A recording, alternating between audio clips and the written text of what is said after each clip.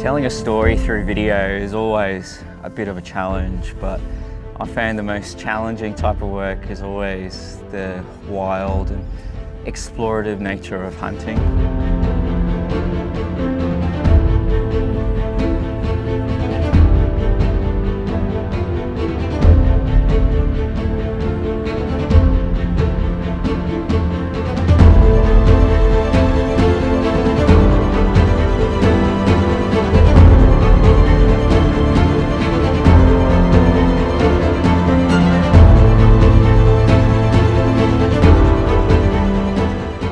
It's often hard to convey the epicness of the scenery, the toughness of the challenge, and this trip I've been really looking forward to because we have 5 people on this trip, and that includes an extra cameraman.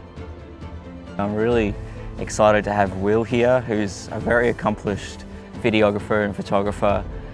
We came up with a bit of a game plan, and we decided that Will was going to run a longer lens and he was going to focus on the nature and animal shots, and being able to punch in with a longer lens was going to enable him to do that. I was going to stay on a wider lens and I was going to be in the thick of it. I was going to be with the hunters and try and capture as much motion and action as possible up close. We all arrived into camp last night and it was a very clear night. It was a beautiful evening and nice and dry, which gave me high hopes for the morning.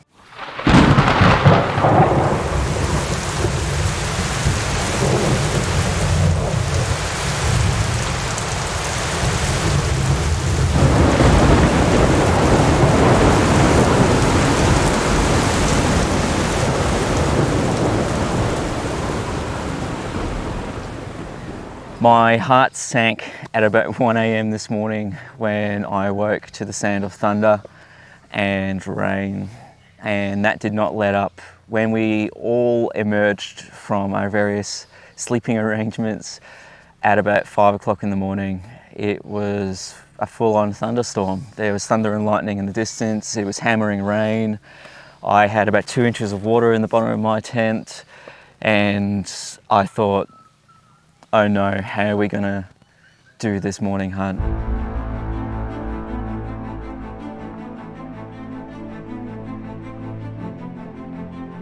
Woke up this morning to pretty considerable rain. First thing was like, oh shit, have I left anything out, obviously. Second thing was like, oh, is this gonna can our hunt this morning? Obviously with that rain, you could kind of tell it was going to come in last night because we had a heap of fog and it was much warmer. And then got up, brewed a little bit of coffee. We were all sort of programmed to get up at 5 and get out of here.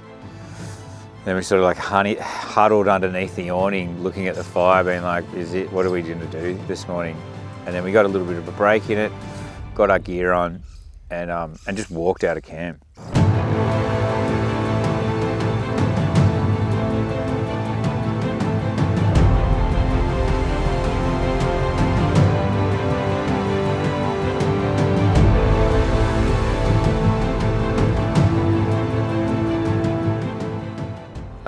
Yeah, it started today. Well, it was an interesting one, lying in bed, the alarm going off and hearing the heavy rain coming down and thinking this is going to be tough. Then we got to the first lot of the tree line, and everything was perfect. The rain had actually dampened the ground enough to eliminate a lot of noise, and you know, moving with quite a few people through the bush, the Australian bush is very difficult at the best of times, and the rain overnight had actually made it quite pleasant and quite quiet to move a large group of people around. So we walked up over this ridge here, and there's a little gully there. The wind was kind of playing hell with us because we had wind coming from one direction, then we had a thermocline coming from another direction. They were kind of meeting in that spot where we were, so we got a bit of strange wind. Yeah, it was really natural, felt really good. It was pretty quiet with the wet ground. We were covering some good ground pretty fast. At that point, there's another little sort of rollover that has a sort of hidden little sort of fruit bowl sort of thing. It's and it always sort of holds either pigs or deer in there. So I pointed the guys up that direction, and they headed up there, and I sort of hang back, and as I was hanging back, I spotted two chocolate fallow just ahead of me. So I hanging back there, and I was watching them guys, and they were looking down the direction as where these deer were, and I'm sitting there waiting, thinking either just waiting for a good rest or, you know, waiting for a good clean shot. And then the deer just sort of took off, and I started to make my way up to them, and we got up there, and I asked them why they didn't take the shot, and they were oblivious. They had no idea that there was even deer there.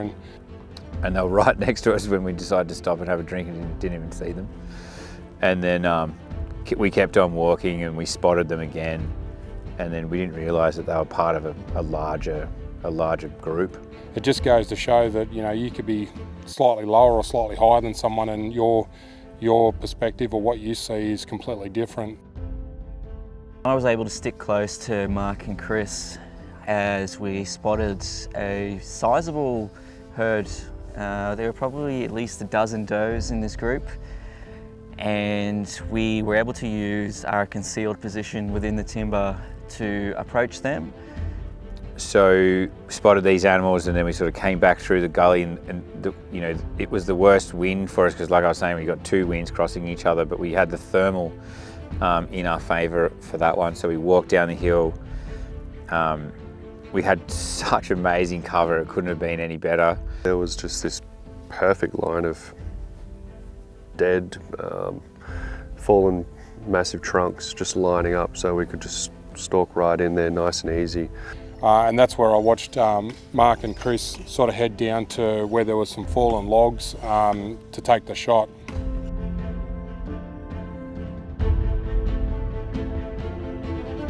Mark took a almost seated position using a fallen log as a rest, and Chris set himself up almost prone across a whole heap of timber. I went off to the right and Chris went off to the left, and he got himself a nice prone position laying over the logs. The animals were just kind of lifting their head. They kind of stopped feeding, but they weren't flighty yet. Mark was lined up, and it was just, I could see him nicely lined up, so I kind of slowed down a little bit. They were both lined up. I was undecided on who to pan onto. I could only point the camera at one person at a time. I heard Mark's safety go off, so I immediately swung around to my right and had Mark in my sights. The first shot went off.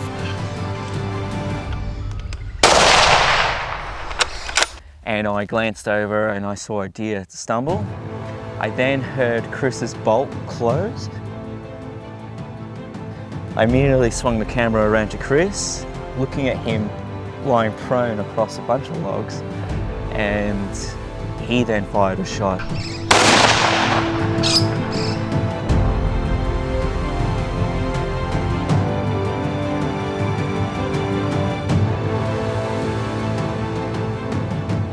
And one of the fallow hit the deck instantly, and we knew we were off to a good start, and then there was a quick follow-up shot from Chris, and there was another one down. So to sit back and watch that from a lot higher was really good to see. So, and it really took the pressure off the hunt at that point, because we got two really good, healthy animals on the deck. And now sort of the exciting part is now we can sit back and watch Mark do his thing, break these animals down, show us what cuts are best, and how he can prepare a really good meal out of it.